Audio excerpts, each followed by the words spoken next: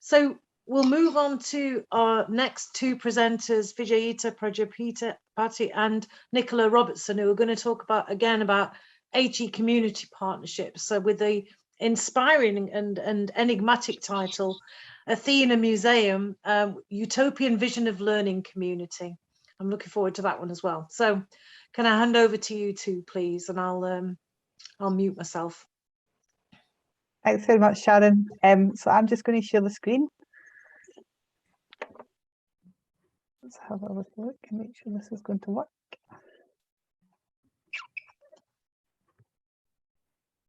So until she gets that done, it's Nicola and me, and we're both candidates at the School of Education at University of Strathclyde. The theme that struck us when we were preparing for today was about hope and reimagination. And as Block puts in anticipating way, existing material into the future possibilities of being different and better. So we invite you to kind of sit back, relax, and imagine.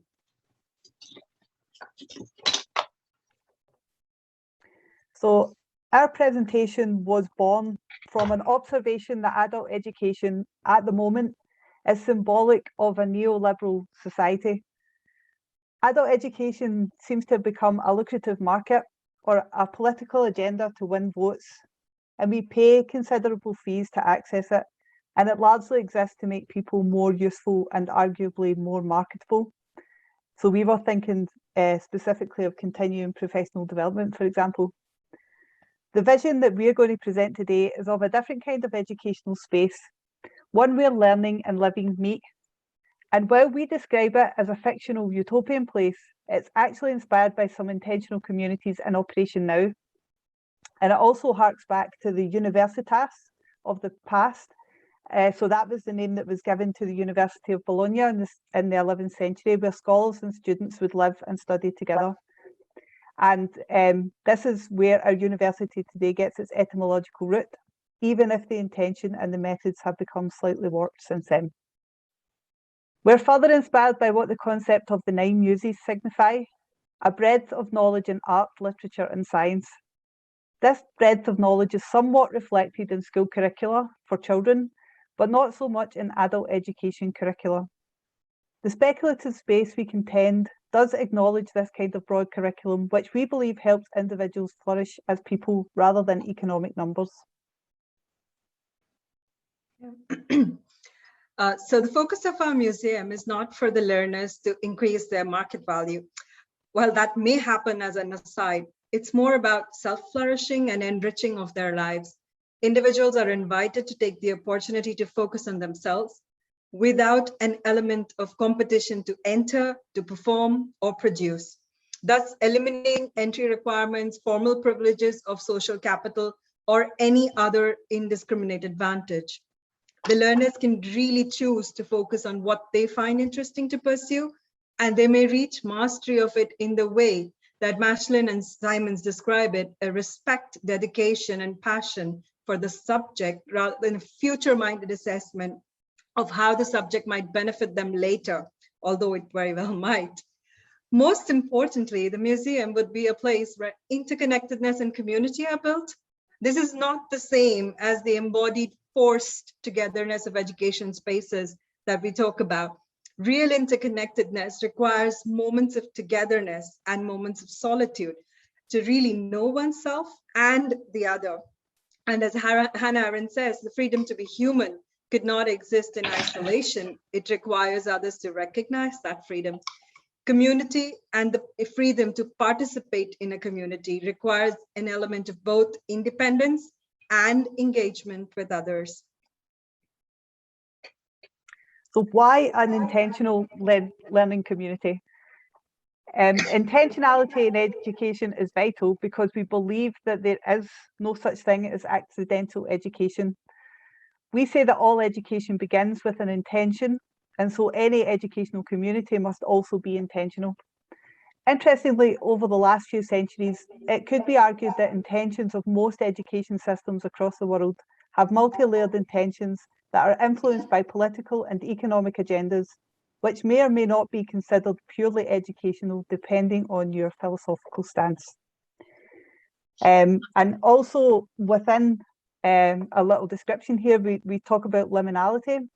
And liminality is a separation from the obligations of people's existing roles and responsibilities. And it's required because it offers the opportunity for transformative experiences. It allows a safe space to think, to reflect on one's life, and to take a breather from expectations and struggles of daily life, and to be open to the disorienting experience of learning within the safety net of other learners and the pedagogically supportive environment. This environment has intentionality in its manifestation. So the campus, we suggest, is circular to reflect the stages of education that the learners go through during their time at the museum. This is not to be confused with the panopticon architectures proposed by Bentham in the 18th century with a discipline-minded design. Indeed, we would hope that there'd be no ivory towers in the middle of our campus, neither a physical one nor the metaphorical one that academics are often accused of hiding in. As displayed in the diagram, the middle of the campus would be the place for learners and mentors to be in dialogue with each other, specific spaces to be set up for the dialogue. Moving outwards would be the learning spaces as learners begin their learning journeys. Further out would be spaces for them to apply their learning before the outer layer of the museum becomes the space for innovation, suitably the mediating space between the campus and the outside world, and innovation being the final step before the learners leave the campus and return to real life. Dotted throughout would be community spaces where learners and mentors work to keep the environment and this pedagogically reduced version of a society functioning well. So the campus acts as a walled garden both for students and mentors alike. So our philosophical grounding is sort of as follows. The pedagogical approach, and I apologise, I can never pronounce that properly, it focuses on people deciding on their own learning goals, agendas, facilitators and mentors.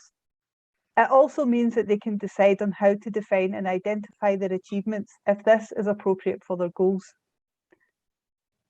A mentoring-based approach assumes that learning happens in the interaction between the learner and the mentor rather than purely on content transfer. The learner-mentor relationship becomes the foundational element of the pedagogical framework. This relationship is based on trust, mutual respect, a desire on both parts to improve the learner's relation to the subject or discipline. We understand that subject matter is not real life. Life beyond schooling is not separated into subject disciplines. Athena Musaeum would take problem-based learning approach in which a broad interdisciplinary humanised perspective is taken. We understand that to reach one's goals or to solve an identifiable problem, we'll use more than one set of knowledge and skills in isolation. Any intentional community, in its status as a pedagogically reduced society, would also be an avenue for the same challenges that exist externally. As a pedagogical reduction, it becomes a safe space to address these challenges and experiment with different approaches without the worry of failure. We also hope that the learners here are not limited to only working positively within the campus grounds. Our museum takes the common concept of knowledge exchange and wishes to propel solutions beyond the campus walls where they can be beneficial. But the difference here is, since it's not a money-oriented educational quasi-business, there's no need to measure impact or research impact. Research is done because it's cared about, and solutions are found because people want to find them, not driven by funding agendas or council requirements. This means that funds of knowledge, often ignored by these councils, are also valid topics of research. It would be reasonable, for example, for a student to research what can be derived from theories and practices of alchemy, which we know natural scientists have all but debunked. With regard to the mentors, so they would not necessarily be what we would call professionals or experts. While it's imperative that mentors are somewhat knowledgeable about the subject, it's even more important that they give it the due respect and devotion it deserves, given that this is what they want to see in their students. Specialised support can be given to mentors to build authentic relationships if they feel that they need it. We are keen that this should not replicate a formal system, and so there is no requirement for a formal teacher education. Mentors should lead by deeds and not by words. They should hold themselves as an example, such as in the Eastern pedagogical tradition of the guru.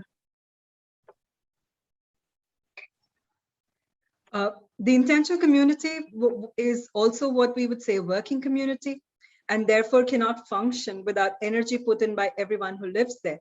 There is no distinction between learners and mentors when it comes to contributions to the community. Everybody would be expected to do their fair share, and they contribute as per their capabilities and are provided for as per their needs.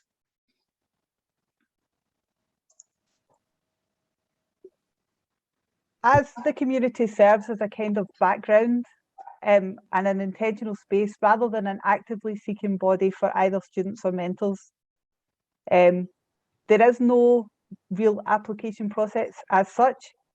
So it becomes a facilitated space for learners and mentors who they've already identified each other. The role of the community is to provide the environment, facilities and resources to allow that relationship to flourish.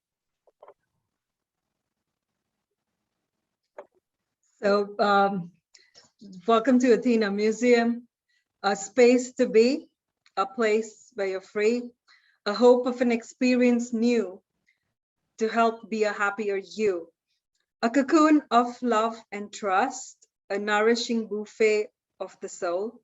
Come lay your tired head and heart to live joyfully evermore. And a final question for everyone. If Athena Musaeum was now yours to do with what you wish, what would you do with it? And that's fantastic. I love that. That's so creative.